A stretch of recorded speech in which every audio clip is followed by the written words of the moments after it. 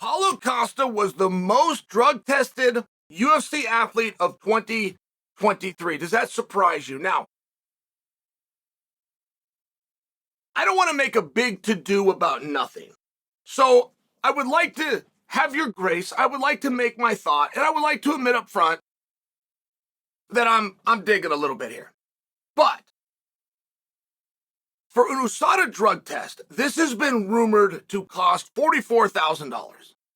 You must understand when you're doing an USADA drug test, if I am tested and I have a signed bout agreement, my opponent is guaranteed to also be tested. You will hear about random draw, and it's a random draw. There's a truth to that, but it's not an absolute truth. If you have 700 athletes under contract, by example, and we're doing random draws, let's say my name comes out of the hat randomly, but I have a signed bout agreement opposite Robbie Lawler, making up names. Robbie, who was not came out randomly from the pool, is also then going to be tested. But in every other case, it's supposedly random. Random my ass. I don't even know why say that. I mean, I truly don't. Because if you just question a member of USADA, just very briefly, the head of USADA or even their board members, very briefly, they will let you know, no, we suspect certain people. We see certain things on an assay. An assay will show us certain things, and we can't have the actual evidence. You also have people that aren't as good as Old Chael, but that are pretty good next to Old Chael, where I don't even need a drug test. I can just look at you and know if you're cheating. Now, that doesn't count. I must have it. So then if you have people that are as good as Old Chael that can look and tell you if a guy is using something, but they can also look from the nipple to the delt to the upper ab and tell you specifically what you're using, there's specific times that I can catch that. So I've got to go back and I've got to go more often. And if they suspect that, they will. And it's a very relevant thing that you understand that. So when Paulo Costa came in as the most tested athlete of all of 2023, that was at 36 tests.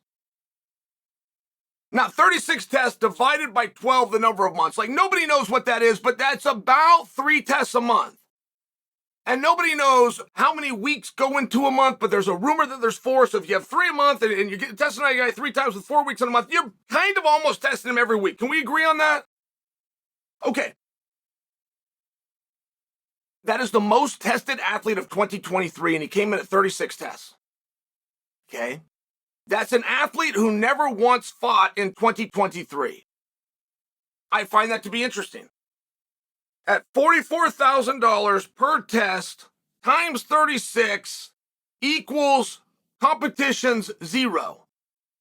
I find it to be interesting. Nothing else. I just find it to be interesting. I thought I'd bring that to you. Now, Prochazka was the most tested athlete for a certain month. And they came after Prochazka, and this was the month of the mystery shoulder. I got to call it the mystery shoulder. Like, of all the lies that have ever been told in MMA, this one was bad. 27 times in 1 month. 27 times in a 30-day period, Prochazka was tested. Now, I'm going back over a year, and this is off the top of my head, but I'm very good at numbers. You never want to argue with Old Chael on numbers off the top of their head. And I'll fully admit to you, it might have been 25 times, but it might have been 28. I'm right there. I'm right there for over a year-old news on a guy with an injury that he had to relinquish his belt. What are we testing him for so much if he's out anyway, right? I mean, it just makes for an interesting conversation. So, Paulo Costa was also the most tested athlete in the UFC in 2019.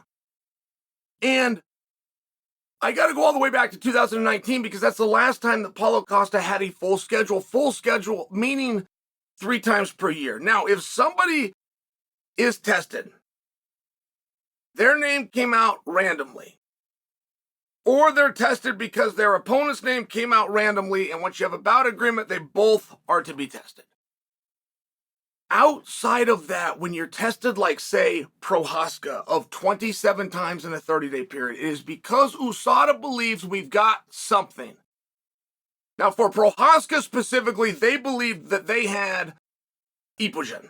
That is specifically what they were going into testing for, which is a game that can be played timing-wise. And you will be able to beat that timing here or there, but it's a massive game of Russian roulette. And ultimately, 27 times in a 30-day period, they're going to get you once, unless you're clean. It turned out Prochazka was clean. So as it goes back to Paulo Costa, in this case, Prochazka, Paulo Costa, as it goes back to Paulo, I would be curious, what do you think they got him for? And it really is an interesting one, though, because Paulo Costa dares them on the daily to come catch me. I mean, it is one of those things.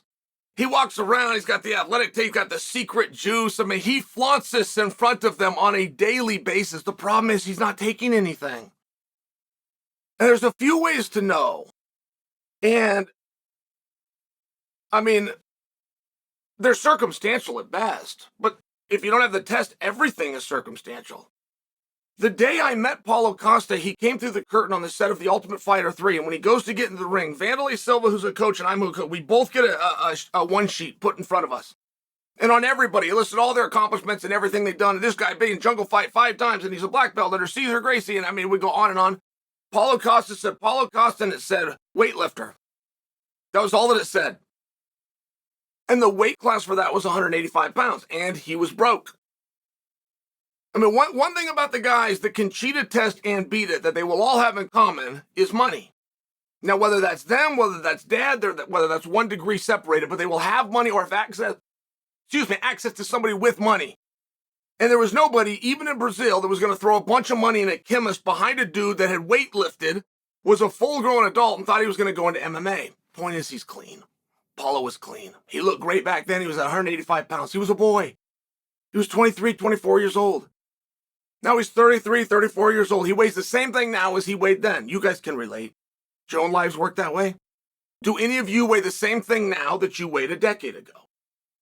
And I understand that that's circumstantial. I understand that's not going to clear a guy. I understand when a guy is got this beautiful body and he claims he's on the secret juice. I understand where you have to go in and test him. But to go in and test a guy at $44,000 per pop 36 times in a calendar year, of which he absolutely positively never fought a single time, seems like a waste of money. And for your most tested guy to only be tested 9 times more than Prochazka was tested in one single month also feels like a bit of a waste of money.